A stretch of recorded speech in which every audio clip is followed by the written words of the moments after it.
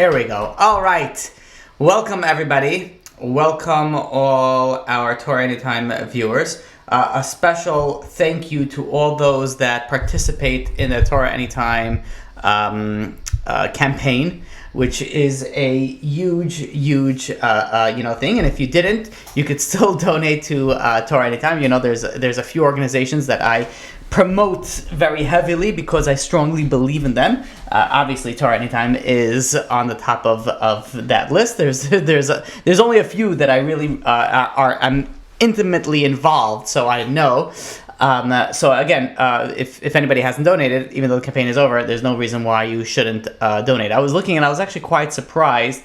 If anybody doesn't know what I'm talking about, Torah Anytime had a campaign where they raised successfully, Baruch Hashem, over $3 million. There's a lot of things that are happening. There's a new website that you guys can go and check it out now. If you guys, it's actually, it's not live yet in the regular TorahAnytime.com, but if you go to new.TorahAnytime.com, you can pull up the new website to see how it's going to look and how you can actually use it, as of now. But one of the things that kind of struck at me is that Torah Anytime has tremendous amount of users. Like there's huge volumes of users. I'm not talking about tens of thousands. I'm talking about hundreds of thousands, right? There's tremendous amount of users. And I was looking at the total number of donations, and there was a little between 8,000 and 9,000, I think is where the number is at. And I was wondering, I'm like, trying to think about it, and I know we all get bombarded with different things of donations and things like that, but when you're utilizing a certain program or organization, I'll give you an example. When I said my story with my eye thing, and I had Hatzalah come over, when Hatzalah did their Raisathon, whatever it is that the Hatzalathon, I gave towards obviously the people actually that came because I utilized their services. But when I was thinking about that, I'm like, how come Torah Anytime doesn't have, they should be able to raise that money so easily, so quickly. Like everybody uses, if you're listening to this right now and you're not here, chances are you're listening to this on TorahAnytime.com. So you're like, people are so, and it's funny that I'm saying this now because the campaign is over, even though you can still donate, but the campaign is really over. But when you think about it, I'm like, why is it that you have so many people that visit, view, use this organization, yet not that many people donate? And Baruch Hashem, I had the schus, and I have to thank Shimon and Ruben Kol Yaakov and the entire Torah Anytime team for allowing me the schus to be part of the campaign in the live event. I don't know, whatever it's called. And this is something that I mentioned right when I came on, and that was that to donate to certain causes, to learn Torah, to do a certain amount of good, you have to have the schus. You have to have the merit. And I went into the studio was unbelievable. There was a bunch of different rooms over there, and one of the back rooms, I was there, I was how many people are viewing this live event? And you're talking about in the tens of thousands of people are viewing the live event, more than the donations that just came in just for that for that day. And I came to the conclusion, really, it's something that's so phenomenal that if you have the ability to learn, if you have the ability to donate to certain organizations, certain causes, that's a merit that you have. We think, okay, we're doing them a favor. We have to realize it's all from Hashem. It's all from Hashem. But if you have the ability that you're able to donate or to give or to listen or to learn or to be a part of some sort of organization, you have to stop for a second and realize this is a schus, this is a merit that I have. This is not something that I deserve. This is not something that I need thanks from them because I gave them money. This is something that I need to have a certain amount of merit to be able to participate in that. And that's why you see so many people that they're just flies over their head. There's just there's a certain schus that you do need. But anyways, there's a lot that I could speak about this, but there's a lot that I want to speak about tonight. So we're gonna pass through this. But let us get rock and rolling in today's class. Tonight we are learning Leilu Nishmat Avraham ben Chaim Yehuda, Yecheskel ben Avraham, and of course to Yerachmiel Gershon ben Tzvi Yehuda, Reb Gershon Edelstein, who a gadol adar that was nifter this past week. We should also learn for a Refuah Shlema for Rafal Chaim Meir ben Sima Chasha, and Oh wow! The Sunday is the Yahrzeit of Gilad, Naphtali, and Eliyahu. Ayal. Okay. Yes, I don't know if you know their names, but we would love to say that. Okay, there's another name over here I'm not going to say because I don't know if you're referring to Refuah Shlema or Leilu Nishmas, so I don't want to assume one way or another. Okay, so, and here's, okay, you know what? There's comments that came in, but I want to address that afterwards. Okay, let's get started. So tonight we're continuing on the Pirkei Avos, and the way that we're going to be doing the Pirkei Avos, once I started this series, I was like, I don't know, maybe I'll just do it for Shavuos, and then we'll see, maybe we'll take it on further. But as I continue to learn it, now there's always a difference when you learn Pirkei Avos. Now I've taught Pirkei Avos before, but whenever I come and I prepare a class that, and I got to give this is another thing to Torah Anytime, and I believe it was mentioned on the live event, that when you give a class and it gets recorded, there's a different level of preparation that you have to do, that you should do, or maybe you shouldn't do, but I do, all right? Maybe it's my defect or my deficit, but so throughout the years, Baruch Hashem, I had this class to be able to give the Pirkei Avos, quite often, especially during the time between Pesach and Shavuos. But when I started giving the class, I started, I take it very seriously, and I started, going through a bunch of Sfarim to go. And just to give you an example, on Pirkei Avos, I probably have over 20 Sfarim on Pirushim, on Pirkei Avos that I go through. So every Mishnah that we speak about, I go through about 20 plus Sfarim. That's not including other sources. That's just Pirkei Avos Pirushim that I go through. And the more that I learn it, the more that I prepare for these classes, the more that I realize the utmost importance that these types of classes have, because in a sense, these classes are really, it's a series of classes that I wanted to give. And I'll tell you something very interesting, that the way that I wanted my series to work. So I have, the divinity proving a Kadosh Baruch Hu, and I have the 13 principles of faith, and I have the Emunah series, and I had a whole plan that I wanted to do it in a certain way. And then in the slot that we are, right here now, I should have been started the Tefillah series. That's what I really wanted to do. And the series after the Tefillah series was supposed to be a series in my plan, I plan Hashem laughs, right? My plan to do a series on Midos, on character development. And what ended up happening is I'm not ready yet. I don't feel, if you think I have a lot of Sfarim for Pirkei Avos, I probably have double amount of that I'm planning on going through, and I'm in the middle of going through for Tefillah. So the plan that I had was to do first Tefillah and then Midos, and then learn about that. But look at how Kadosh Baruch Hu sort of it wasn't even to the sense that I wasn't even planning on speaking about Midos, but obviously Pirkei Avos speaks about Midos. But the more and the more that I'm learning about it, the more and more I see that really the series that I wanted to give later is actually coming in. It's coming in now. So for obvious good reasons, because Midos is huge. If you want to be a good person, both spiritually, physically, emotionally, in all aspects, Midos is the way to go. This is a thing that is a huge focus. And the more that I learn about this, the more that I'm thinking, why did I not speak about this earlier? That's where I'm holding. The problem that many of us have when we look at a series of Pirkei Avos, be like, oh, well, I learned this already. I've done it already. So I can't emphasize it enough on the importance, not only if you learned it, not only if you memorized it and all the 200 plus, Perushim on it. I can't emphasize on how important it is. And in fact, in the first, Mishnah and Pirkei Avos, which we're still on, by the way, and I don't know what is the number 4 of this class, but the Maral asks, why is it that the first time where we have the Pirkei Avos start speaking about the advice that our sages give, right? The ethical advice that our sages give, only starts from Anshe Knesses Hagdola, right? So the first Mishnah we started off, which we spoke about in the previous class, Moshe Kibbutz Torah Sinai.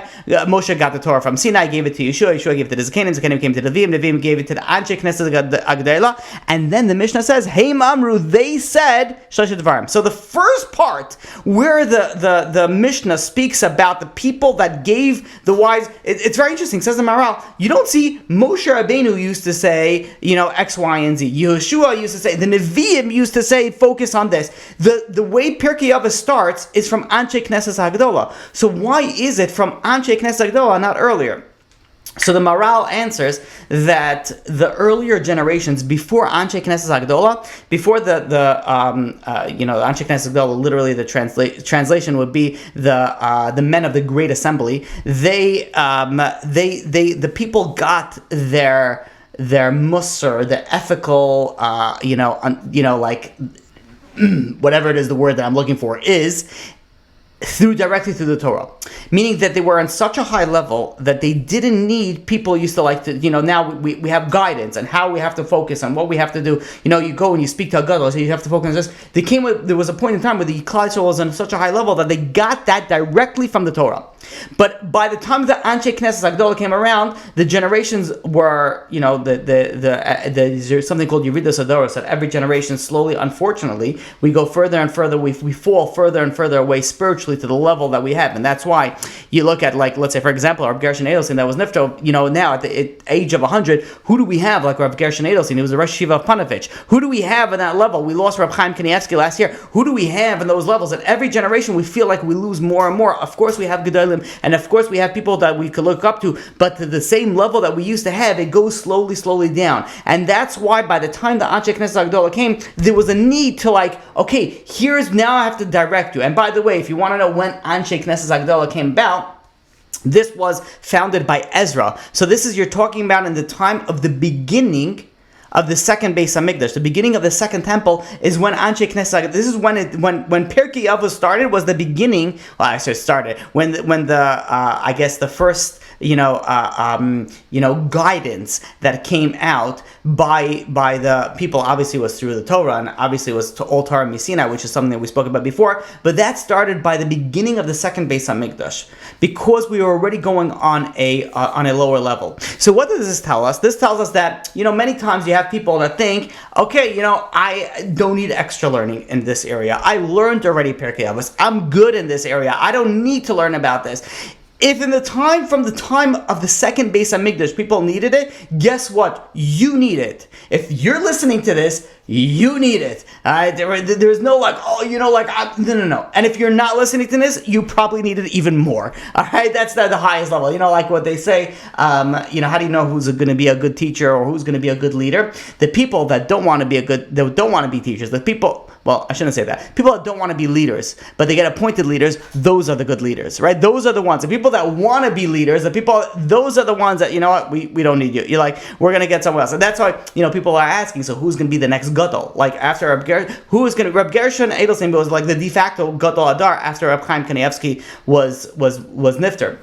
And even Reb Chaim Kanievsky said that he's the gadol. I believe Reb Chaim Kanievsky said that of Reb Gershon Edelstein. So when you look about who's going to be the next gadol Adar, the next gadol Adar is not going to be someone who's going to be like, okay, I'll be voted in. The next gadol Adar will be somebody that gets appointed by whatever however the system works. So what we see over here is that something as important as morality, of ethics, becoming a good person, there is not one person on planet Earth that doesn't need it. There's not one person that can grow from it and can, but I'll tell you a step further. The reason why this is so important is that this will make your life better with your relationships, with yourself, with your self-esteem, in all aspects. This is like the all-encompassing like self-help book, safer, direction. So, okay, with that being said, now I realize I probably shouldn't have taken this big, huge mug to drink because it's literally bigger than my head. Sometimes, you take some of them small glasses and you feel like a giant. I feel like a toddler drinking in this. This is how a toddler feels with a coffee cup. Okay, water, good stuff. Or vodka, I don't know, depending on what you think it is. Anyways, so... I should do that, right? Okay, anyway, so now when we look at the first Mishnah in Pirkei Avos, when you look at the terminology that the Mishnah uses, it starts off saying, Heim amru shloisha dvarim. They said three things. the question that comes up and asks, we could count, right? They said three things. Have a misunim, but let me actually translate what they said. Let me tell you what they said. So I just what did they say? Hey, mamru shleishet dvarim. Have a misunim, but then be deliberate in judgment. Vehimidu talmidim harbe, and make many students. Ve'asyu siag laTorah, and make a fence for the Torah. So the three things, right? Be deliberate in judgment, produce a lot of students, and make a fence around the Torah.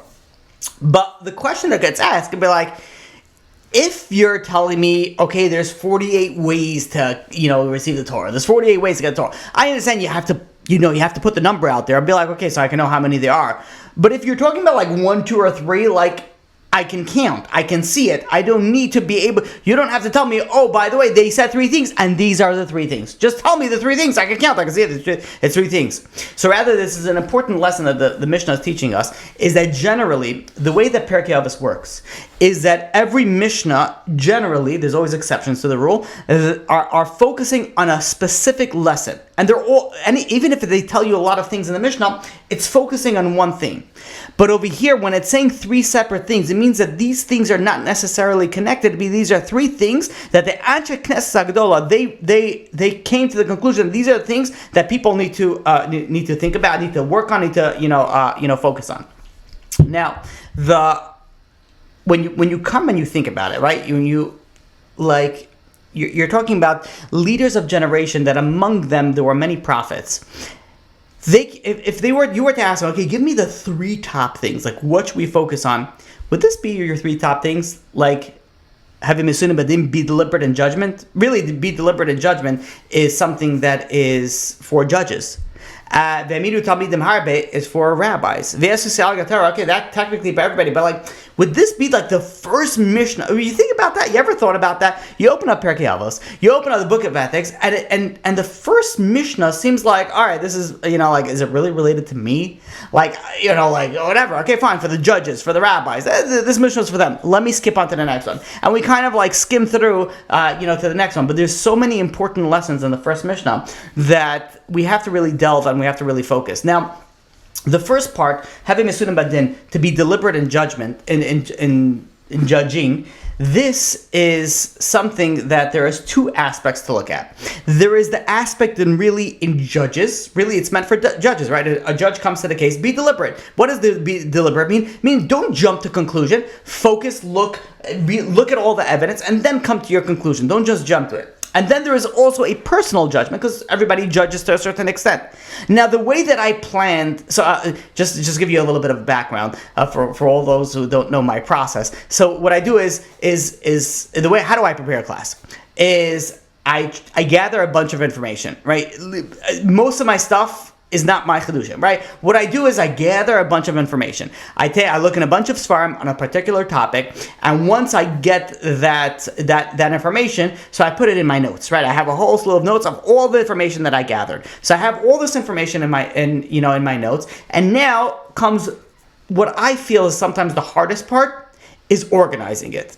Because now that you have the information, it's about delivering the information in a smooth way, in something that you're able to understand, in a process that it's continuous, that you're able to like connect one thing to another. And this is something like, at times, if I would have these mad scientists that have these see-through glass tables that they write formulas and then they flip it over and then they write on the other side. If I were to have something like that, it would look like a mad scientist, because I would have something over there and then I would circle, and then the way that I do it is I have my stuff and I'm constantly moving things around. And I'm constantly shifting, okay, this should be over here. And then I'm like, no, I'm thinking about it, no, like this has to go over here. And until I come with siyata dishmaya, if it's good, and if it's my fault when it's bad, which is also siyata dishmaya, I come to the final, where the class is ready to be given. And when I was going in this particular topic, having misunim badin, be deliberate in judgment, there's two aspects that I wanted to speak about. Aspect number one is for the judges, which is, there's a lot of mefarshim that speak about it. Aspect number two is the personal judgment that we make. Now, the way that it would make the most sense, the way that would be the most proper, is to speak first about the judges and then speak about the personal judgment that we make. But then, and that's the way I kept it. but then I started thinking, and I'm like, the problem is what happens if you learn something, and then you start thinking, wait a minute, this is not applicable to me. I don't have this issue. So you start thinking, spacing out, and be like, okay, let me wait until this person starts speaking something that's applicable to me. And that's why where you have, if you hear a rabbi's, speech, and then if the rabbi sees that people are spacing out, sometimes they'll speak about dating, about marriage, about children, because everyone's like, oh yeah, I'm pretty bad in that, so we should probably focus on that, and just to reel you in back. Sometimes that's the focus of the class. Sometimes it's just reel you in. So the judgment part, I was like, if I start off with the judgment, with being a judge, and judging people are gonna be like, I'm not a judge. I didn't even go to law school. What do I need to even do that? Even though that's not the judge that we're talking about. So they, they would go off. They were just like, let me whistle. My lips are so dry, I can't even whistle. No, can't do it. Not even going to try anymore. Right? You go to Never Never Land, right? You start, you're flying out there. You're with Peter Pan. You're done. You're gone. And then when the time's come, you're all lost. So what I did was I kept on switching back, kept on switching forth, and now I decided I'm going to go with personal judging first. And the only reason, and I'm telling you this for a reason, the only reason why I'm going this first is to realize that later when we speak about judges that are judging, you'll realize how much is applicable to you. Because we'll start off with a personal thing. Okay, so now the idea of us being judges, and everyone says, I'm not judgmental, I'm so accepting of everyone. That's nice. Keep on saying that and keep on believing that. But let me tell you something, to me and you judge I don't know, if you're probably 1,000 times a day, without it, we constantly, it could be subconscious, it could be without even thinking, we're constantly judging people, but now we're looking at them and be like, okay, judges, assuming if you have a split personality, don't be, hello judges, yeah, assume they're all my personalities. What do you think about this person who's dressed not like me? Either they're a guy, either they're, dressed unfortunately went off the derech, or they're fanatics, because I can't believe they're wearing those type of stockings. Are you kidding me? That's what they're wearing? Because how does everything in life work? I'm perfect. Everybody to the right is a fanatic. I don't know what they're thinking about. God doesn't want that. Everybody to the left is barely Jewish, because how is it possible that you think that God wants you to behave like that? I am the focal point, and you have to focus on me, and I am the way that the Torah is meant to be. You have to focus on me. So whenever we're looking at people that are not like us 100%, we tend to have some thoughts, and we judge, and it might not be on purpose. It might not be the, oh yeah, I'm judging. It might just come naturally. There was a story of a rabbi who was on a plane, and there was somebody from the community that walked past by this rabbi, and they saw that this rabbi, you have a rabbi, right? He's on the plane. You have to, what would you think? All right, he has to be learning a sefer. He has to be learning a book. That's obviously what he's doing, that he has to do. He's a rabbi. What else he's going to do? And this rabbi was sitting and he was reading a newspaper. And, this person came on the plane and he was looking at this rabbi and he was like, a rabbi reading a newspaper? What? Is that even a rabbi? Should I even continue going to his class? Didn't want to say anything. But, this is something that, pondered in his thing. Then, the rabbi, they were flying to Israel. And, I'm not going to get into the discussion, fortunately or unfortunately. They started making a minion on the, the back of the plane, the front of the plane. They moved the pilot out and said, excuse me, we have to daven shacharis, please step aside, put it on autopilot, we need a private room. They go and they started making a minion. And this guy is walking past the rabbi. The rabbi is not budging, sitting over there. And people are going over, you're like, we're davening now. The rabbi's like, okay, thank you. And he sat in his seat. And this guy's like, oh, well, look at this. This rabbi is not learning. And this rabbi is not davening with a minion. Wait until I get off. Thank God there was no Wi-Fi in this plane. Right? So this guy, goes back down, sits in a seat. And this guy is standing up right away. And this rabbi stood up also. And the guy sees that the rabbi's jacket is ripped. And the guy goes over to the rabbi and he says, why is your jacket ripped? And he said, this rabbi's mother just passed away. And he's going to bury the mother.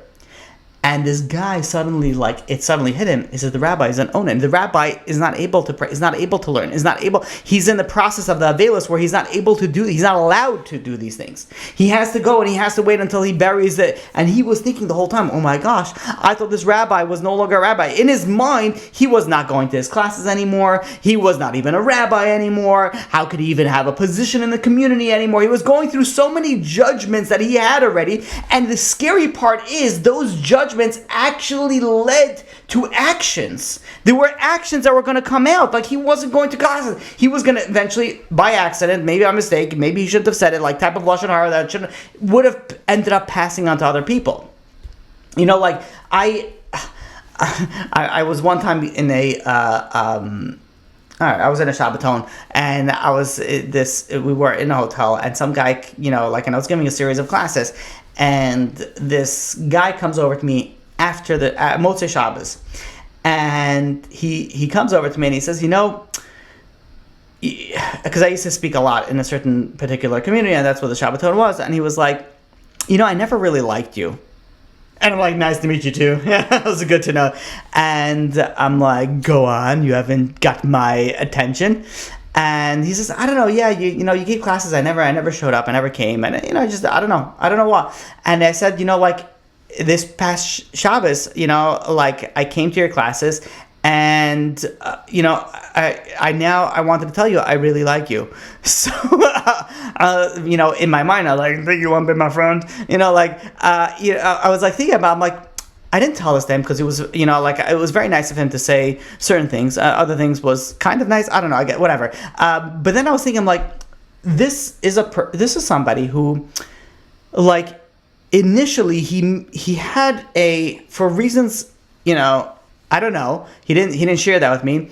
He did. I probably should have asked him. But he just decided he's not coming to any of my classes. Until he came to some of my classes, and then he decided, you know what, now I'm coming to all your classes. And then he came, so, like, there was a judgment that came on there, and maybe it was subconscious. Maybe he just didn't like the way my face looked. I don't know. Maybe whatever it was like there was something went on over there. There was a judgment, and then that led to action for X amount of time until he came to a certain, you know, situation where he, you know, participated in the classes. He enjoyed it. He liked it, and then he started coming, you know, to the classes. You know, and I just to give you another example, I say this example, you know, quite often, is where you have person A tells person B about person C, says, you know, person C, super lazy, right? Have you ever seen that? And person B is like, really? I don't know. I think person C has like a work ethic like an ant, like he doesn't stop. Like he's like no other. But this thought that person C is like lazy, is like festering in his mind. It's like, you know, it's like growing in this person's mind. And, you know, there could be like 10 years where person C is literally working like an ant, like nonstop, like the best work ethic, like has anybody ever seen. And then like one day he's got like the flu, the coronavirus, and whatever the other thing that's going around is, like the trifecta. And he's like slightly less like productive. And person B is like, oh yeah, of course, because he's lazy. And this is like something that's said already like so much beforehand. Why? Because when someone tells us, this is like the huge effect of like lashon hara, right? That if someone tells us something, it kind of settles in our mind, and whether or not we believe it at a certain other point in time, if there's something that would substantiate that, or something that would correlate that, something that would justify those words, it will be like, yeah, obviously. So what ended up happening is, and look how lashon hara works, is there's information that settles in the back of your mind, even if you don't believe it at that point in time. But like later, if you see something that justifies the first thing, all of a sudden you're like, yeah, that kind of makes sense. And I can tell you, I can give you an example after an example, you know, with these. There was once a guy that was, you know, he was not even accused. He was like, one person said, yeah, maybe don't let your kids around this person. Like that was the extent of it. And like, obviously, you know, okay, that, you know, like you have to obviously take that into consideration. You know, you don't be like, yeah, lashon hara, not mekabel, I don't believe it. Go, you know, like go take candies, go into the van, it's fine. You know, like obviously you have to go and you have to take your you know, the precautions. But like for like months and if not years after that, all of a sudden this guy walks around and then just like hands, somebody a lolly and be like, oh my gosh, I knew it. Here it is, right over here. I'd be like, well, if somebody else would have done that, you wouldn't have said, 2 words out of it. But all of a sudden now, your mind is blowing up. Like, okay, what's going on? Why? Because whether you believe it or not, and whether you think about it or not, we judge in our mind constantly. And this is not a class about judging favorably. That's, Ezrat Hashem, going to come on a later date in the Pirkei Avot. The class today really is not about judging favorably, which you should, but it's about judging slowly. Really, you shouldn't judge. But let's be honest, we're human and things, fester. But the slow aspect of it, be deliberate in judgment, says the Mishnah, is that you consider all the facts. Meaning, before you let something fester and plant in your mind, consider all the facts. Focus. Think about it. Judge about it slowly. Look at all the evidence that comes out. Rav Twersky says that, many people think that if somebody acts quickly, that's because, they accomplish a lot. They're not lazy would be the better. And if you act slowly, that's a more of a lazier aspect of character trait.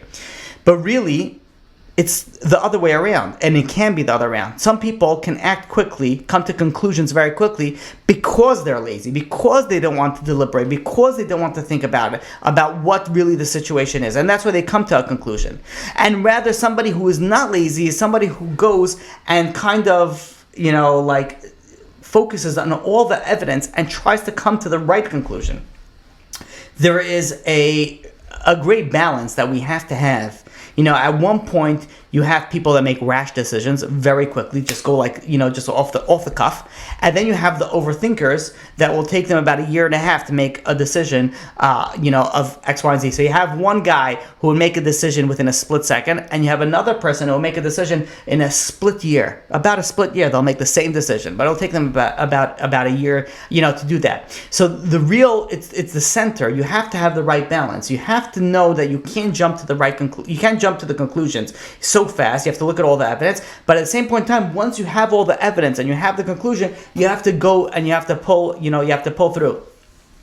So another aspect in judgment is that a judge is not allowed to take a bribe, right? It's impossible for a judge to judge fairly if he's he has some sort of bribe. He's blinded. Literally, the Torah tells us that it blinds the judge.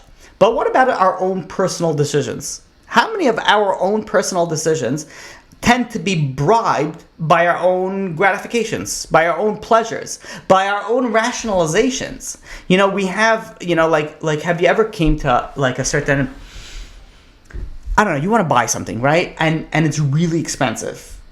So you're like, how am I going to justify spending X amount of money on this Y product, right?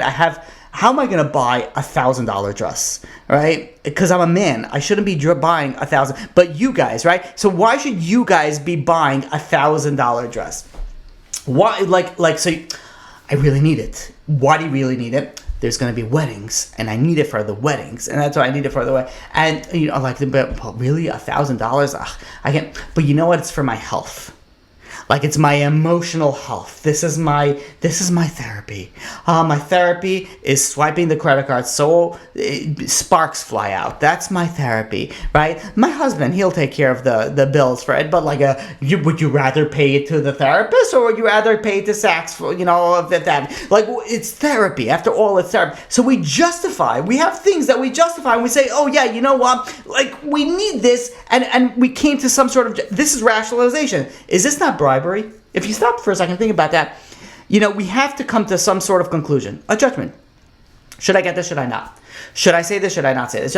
And we justify based off our rationalizations. Someone's dating somebody. Oh, this comes up so often in dating.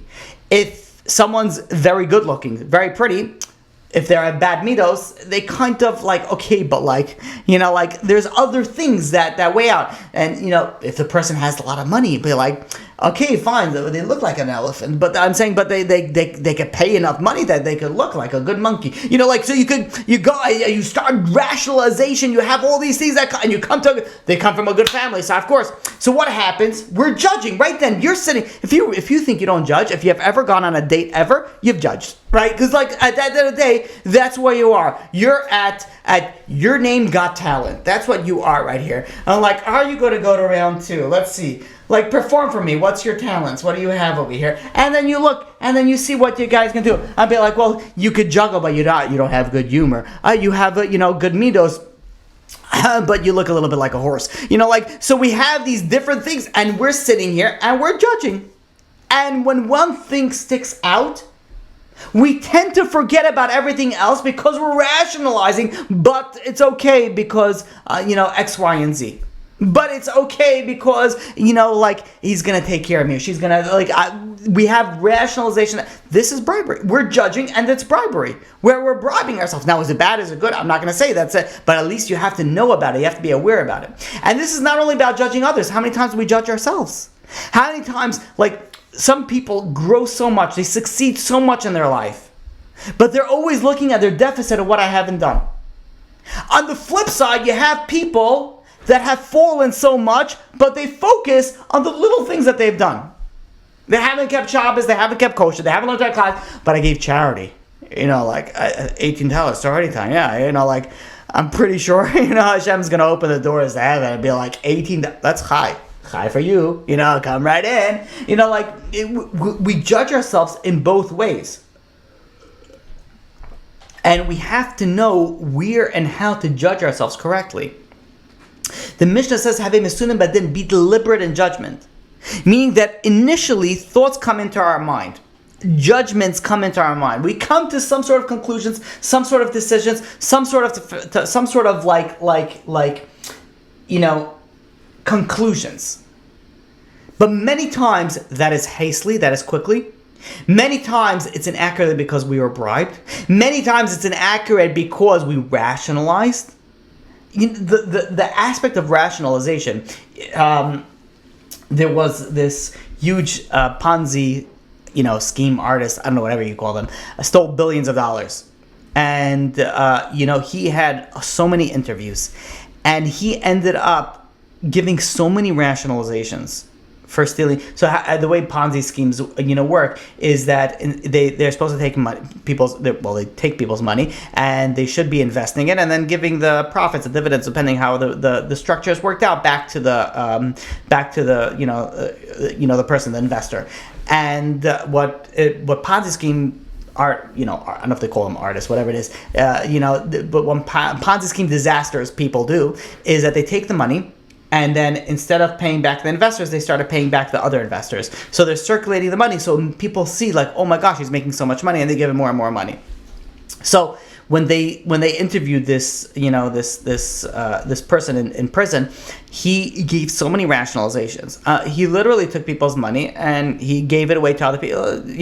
To a certain extent. I mean, again, it's not stealing to the level of, it's stealing, but I'm saying there's levels of stealing. But he basically took people's money, and a lot of people lost their money into it. And the justification that he gave was, he was like, yeah, well, the market is rigged anyway.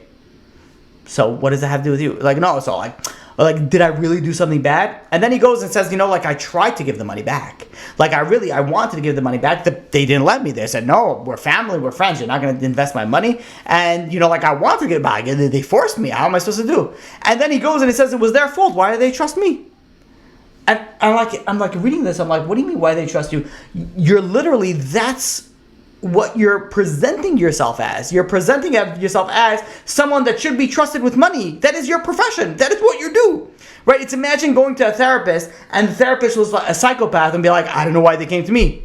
Probably because of the letters after your name that you went to school for. And then that all those fancy letters of the ABC that is after your name that you paid hundreds of thousands of years for and dollars for, to have that put in your name. That's why they're why do they trust you? Because of that. That's why they trust you. He goes on further and he says, well, my clients were wealthy anyways. It wouldn't have bothered them. He says, none of my clients would have been crying poverty. How is that? So you see how people we justify So much. And this sounds like, extreme. You have murderers that justified it.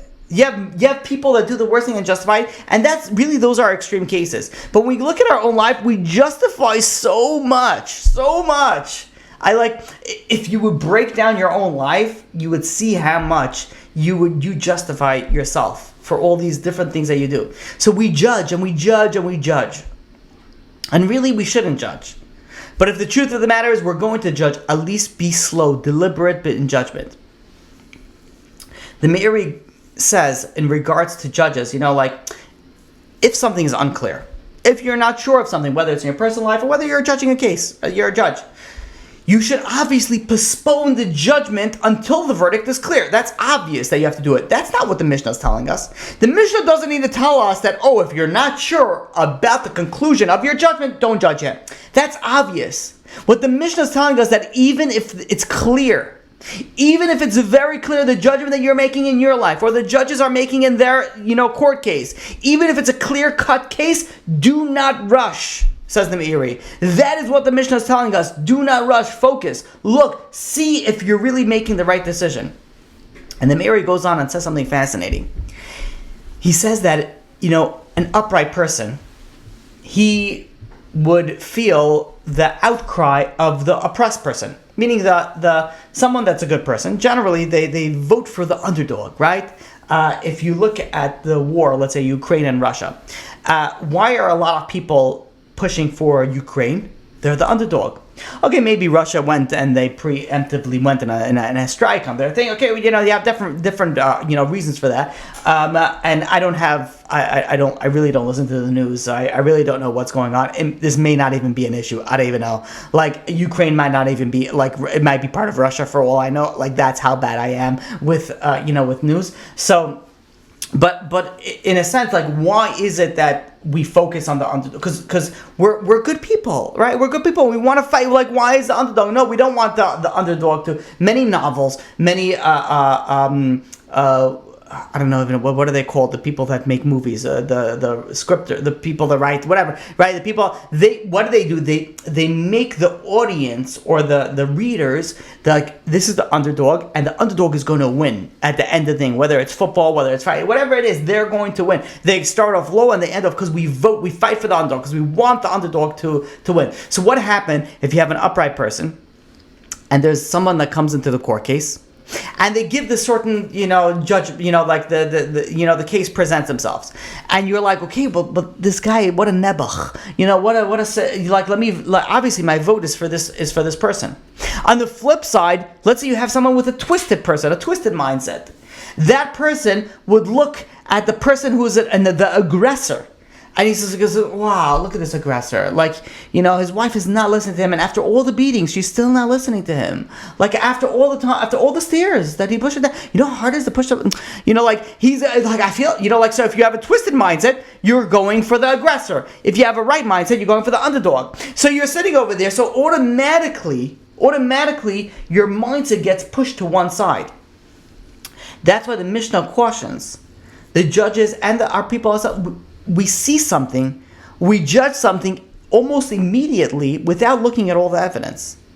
And maybe I shouldn't use Russia and Ukraine because I really don't. I'm not saying that Russia's right. I'm not saying Ukraine. I really have no idea what's going on over there. All right, but at the end of the day, we come to so many situations in our lives where there is so many aspects where it depends on our personality, on our upbringing, and how we judge a certain case.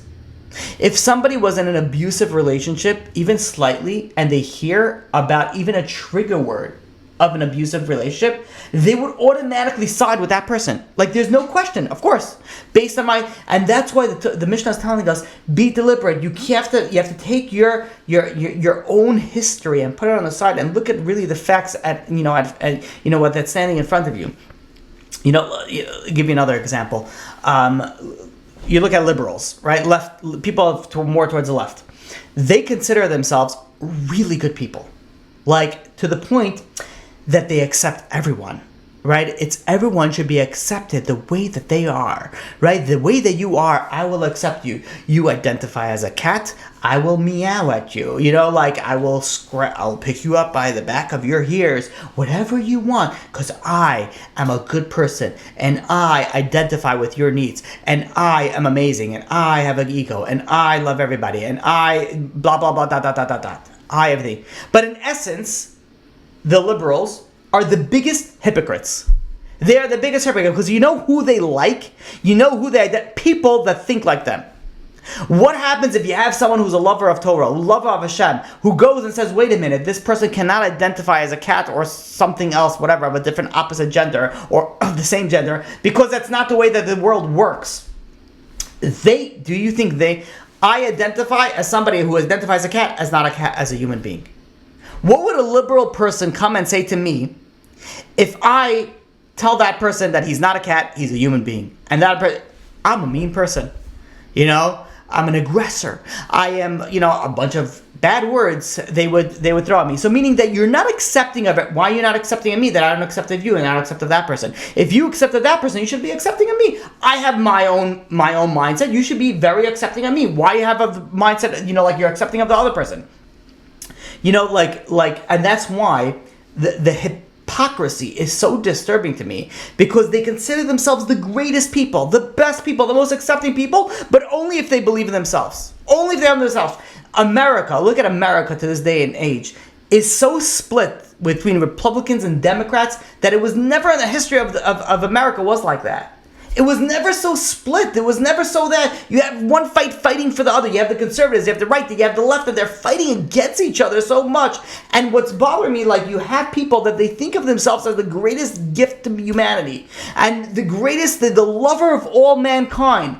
Yet they only love people that think like them. If you don't think like them, if you don't act like them, if you don't speak like them, then they don't like you.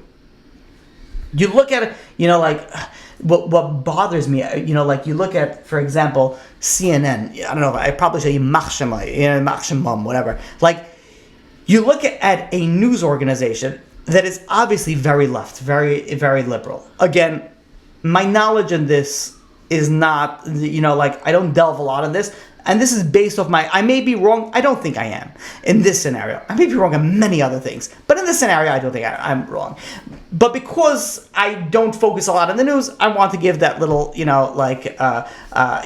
just FYI.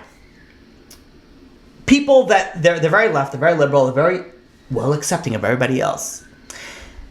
And when you look at the way that they interpret news, and I say that word very, very carefully, they interpret news. They don't deliver news. And I'll give you an example.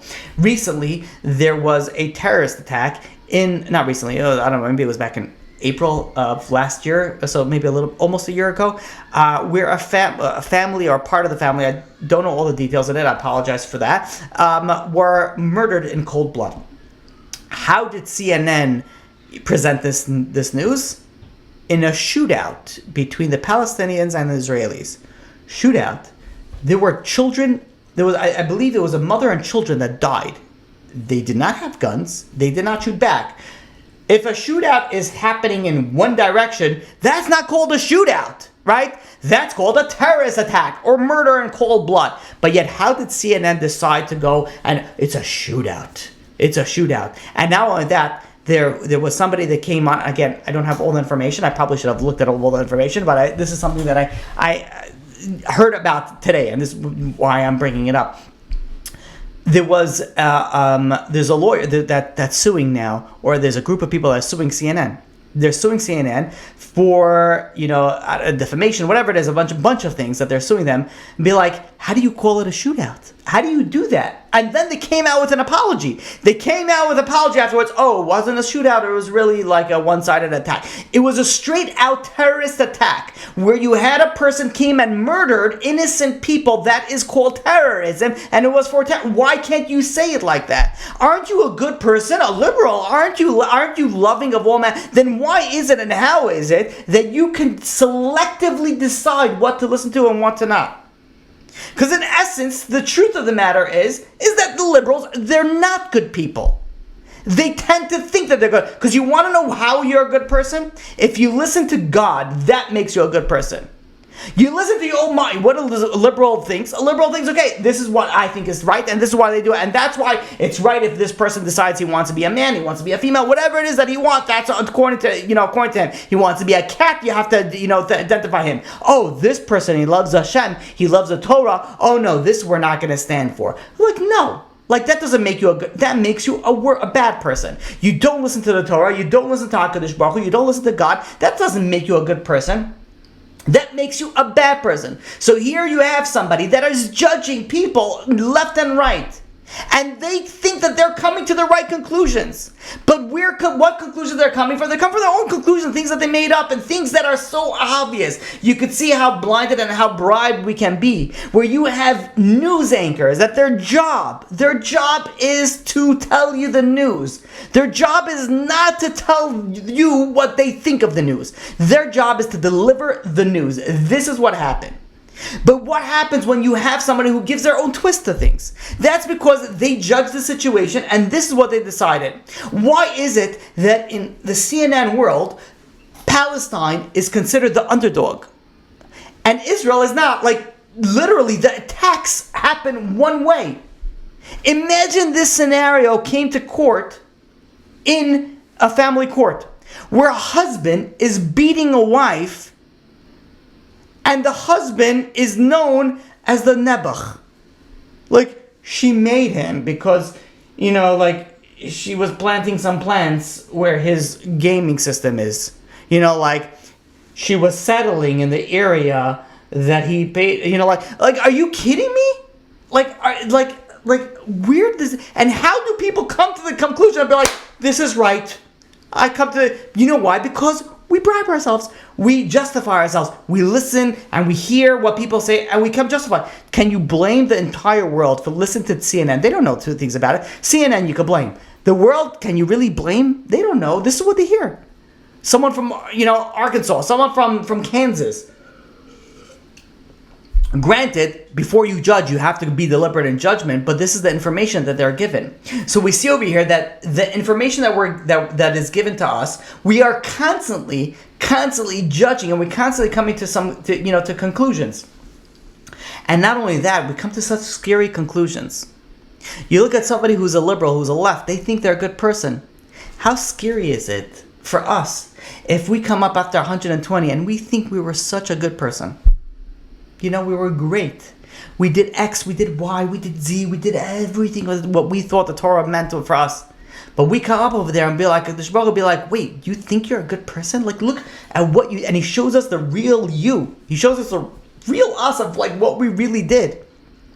It's easy for us to point and say, oh, CNN, bad. Liberals, bad. They're not following HaKadosh Baruch Hu. But how many times do we point to ourselves and we say, wait a minute, are we doing what's right?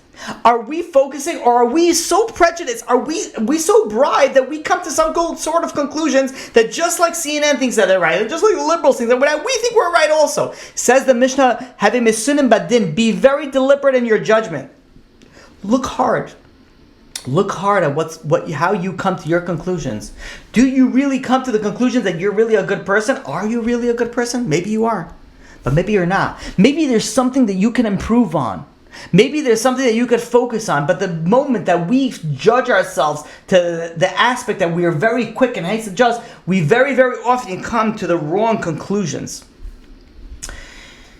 Rabbi Dr. Twersky, to just give a little bit of a background, he was a psychiatrist. He was a very, very well-to-do, very worldly person, very intelligent person. He was one time in an airport, famous story, he was one time in an airport, and he sat next to this very, very obviously self-hating Jew, I guess would be the right word.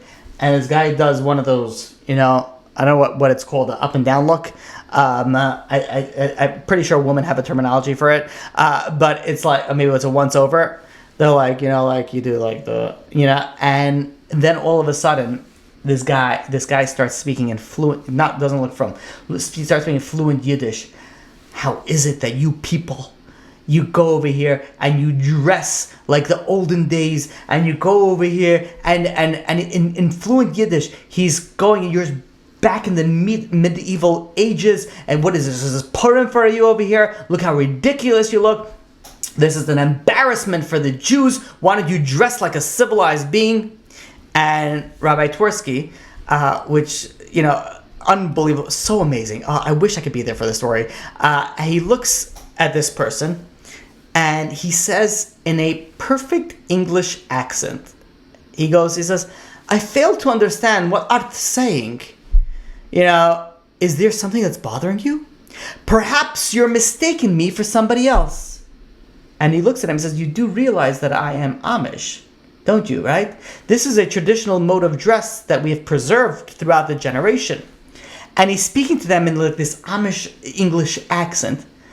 And this Jew looks at them and he's like, oy vey. He says, I beg your pardon. He says, I didn't realize that you're Amish. You look so much like Hasidim, like a Hasidic guy. Like, I have nothing but respect for you and your people for keeping your ways and bowing to society's, pressures and wills and whims. You are nothing but praises. Now, Rabbi Dr. Twersky responds to him in fluent Yiddish. And he says, aha. So if I were Amish, you would have nothing but respect for me, in fluent Yiddish. But now that I'm a Jew, you are ashamed of me. And he goes to him and he says, hopefully one day you will have the same respect for yourself as you have for others. Because how many times do we see somebody else and it hits a chord and we judge, and the second we realize, oh wait a minute, they're not like what we all of a sudden we switch our mindsets 180 degrees. This guy was hating this rabbi for looking like that. And in a split second, when he found out the information that this is an Amish guy and not a rabbi, he had nothing but respect. How do you go from one aspect of respect, from like hatred, to all of a sudden respect? It's simple judgment that we have in our mindset. This is judgment that we constantly have, and this is judgments that we constantly do. I don't know what I was thinking, because I didn't even get halfway through what I wanted to speak about, tonight. So we're gonna have to split this up into another class. But I do want you to take at least one thing away, and how easy it is, and we'll continue with this B'ezrat Hashem next week. How easy it is to slip our mindset. Our minds are so powerful. It's scary. It's scary how powerful our minds are, that we have the ability to see something as amazing and see something as destructive if our mindset just switches. It's so scary how we could live our day-to-day life happy or depressed depending on our mindset. It's fascinating on how much we play our own games on ourselves. We tell ourselves we're bad, we tell ourselves we're good, we tell ourselves we're nothing, we tell ourselves we're amazing. We have this so much, and the Mishnah is telling us, be deliberate in judgment. Don't come to your conclusion so fast. Focus, look at the evidence, look into reality and see, and then only then come to the conclusions. There's quite a few more things that I want to speak about in this topic, but B'ezrat Hashem, due to the late hour, we will have to end, and B'ezrat Hashem will continue next week. So we'll go through very, very quickly through the questions, because I do have to jump off in about 10 minutes or so. Okay. First question. I think you are a good position to tell Torah Anytime how they could increase the donation. I donated in the past a few $100s and didn't get a thank you. Ooh, that's a good point. So maybe think of my donation isn't important to this group. Maybe I'm wrong and they should fix and should fix that. But I think they could do more to follow the donors. So I definitely agree with you. There's a definitely when people donated to my page. If I missed you, I apologize. But I tried to make sure that I personally thanked every single person that gave a donation, because I agree with you. That's right. And you know what, Bli Neder, I will message them on that. If it's this event, they didn't send a donation. I believe they generally have a generalized thank you message, that comes in. But I may be wrong. But Bli Neder, I will try to bring that up to Shimon. I see certain rabbis on YouTube, not Torah Anytime. I did contribute $12 for the 12 tribes. It was all I could spare. Thank you. That's amazing. Thank you very much. Any amount counts, because you became part of the Torah Anytime family. That's the important aspect. Even if you donate $1, even if you don't, when I was on the live event, I believe it was Rabbi Ari Ben Shushan said a whole thing, and then I gave a whole thing that everyone should donate $5. And afterwards, I went out, and there were and they, I believe it was Ruben. He came out, Ruben and Shimon, the two founders. He's like, I don't know why, people are just donating $5 now. I'm like, oh, that, so that worked. That was amazing, because that's what I said. He's like, oh wait, you said that? He says we have a $12 minimum donation because of the the fees and things like that. I'm like, I wish you would have told me that. I $5. I literally pulled that out of the hat. I didn't. I just message that. But the idea behind a small donation is that even if it's a small donation, at least you become part of the organization.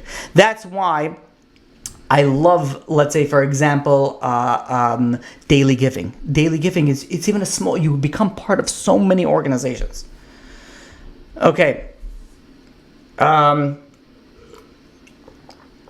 It develops into communism, and then real violence starts because they are only good with people with good judgment. I'm assuming you're talking about liberals. I don't know, but whatever it is, I can't say good or bad, but I think if you're talking about liberals, then I'm with you on that. Question: what is the proper way to handle a suspicion that was planted in one's mind by what someone said? For example, someone tells you about someone doing a horrible act. The thought automatically comes to mind when you see a person or even hear its name. So this is really a question on Lashon Hara in an aspect. If someone tells you something negative and you don't believe it, it doesn't mean that you shouldn't have concern from it. So let's say, for example, someone says, oh, this person, don't ever give him money, he's a thief. So that doesn't mean that you should believe that, but it doesn't mean that you should be like, oh, wait, you want me to co-sign your mortgage, or you want me to give you a $10,000, loan? Obviously, it's something that you have to contemplate. You have to think out, but you don't have to come to action. And in fact, that question is a perfect for this Mishnah, because you have to be deliberate. You have to look at all the aspects, and you have to think about it. Now, there is such an important aspect that I wish we could focus on. The real truth of the matter is that when we shouldn't be judging. We shouldn't, because we can't judge somebody until they come into their shoes. Like, we can't judge somebody. But the truth of the matter is, and maybe at one point we'll speak about not judging people, but the human nature is that even if you work on that, there will come a time that you judge. And you have to figure out to judge the right way. There's really a lot to speak about that, but okay. This was a year. Okay, fine. Last thing one, is there a link to donate? Absolutely. If you go to Torah Anytime, there's a donate button, and you could donate over there. And I believe that the it might even still be up, the whole banner over there. If it is, definitely donate. And I'll tell you why it's so important to donate to such organizations. They send out so much. Don't you want to be a partner with them? Like, they are, to my knowledge, the biggest. Like, what other organization is as big as them in the American-speaking world, spreading Torah? I mean, maybe there's others. I don't know. I don't think there's anything as big as them. I think hands down they're the biggest. And I find it as a schus, as a merit. I feel privileged to be part of the Torah Anytime family. Like besides the fact that I'm close with everyone over there. Like, they're amazing. They're really amazing people. Like, I was there. When was the event? Sunday, Monday? It was Monday. The event was Monday. Like, I went into the studio over there on Monday. You literally got hugged by everybody. It was you have to realize how good Torah Anytime behind people are. You talk about the Kol Yaakov brothers. You're talking about Mayor Summers. You're talking about Yosef Davis. You're talking about like everybody. Like, even they are amazing people. I mean, I only have praises to speak for Torah Anytime. It's something that, if you have the ability to partner up with them, and you don't, be deliberate in that judgment. Like, think about it, why not? $10, like, whatever, just be a part of such an amazing organization. Okay, time is late, and I really do have to jump off. But I want to thank everybody for joining. I want to thank everybody for coming. Until next week, may everyone have an amazing, most successful week. One last question came in, so let's do that, and then we'll cut it off. I don't know if cutoff was the right word, but whatever. I often get confused on this topic. I know we shouldn't judge, but we constantly need to. For example, allowing which kids to be around your kids, what yeshiva to go to, don't we still need to? 100%. 100%. We need to. We do. We need to focus on certain things. We do need to judge on certain aspects. Like sending your kids to yeshiva. At the end of the day, you do need to judge on that. So, but we have to judge correctly. Meaning like you just want to be like, oh, well, I don't want to judge which yeshiva, so whatever, I'll send the closest one. No, obviously these things that you do need to, but you have to do it in the right way. And one final thing, it just came because it's personal. My vision is better, Baruch Hashem. So, but I don't know why. Like the past few hours, I was trying to review my information. I was like, I don't know why I can't see well. But Baruch Hashem, during this class, happens to be. I gotta tell you guys something. Even if I'm learning by myself, and if I'm I'm sick or whatever it is, I'm doing it when I'm have the ability to stand in front of people like you guys and give a shir and give a Torah class, so many issues just melt away. It melts away. So it's a thank you to you guys. I don't know, I hope my vision will be still good after I finish this class, but Baruch Hashem, during this year, it was 100%. So thank you all much. It's probably in your class because it's definitely not in mine. So thank you all. Thank you all for coming. Thank you all for joining. And thank you all for listening.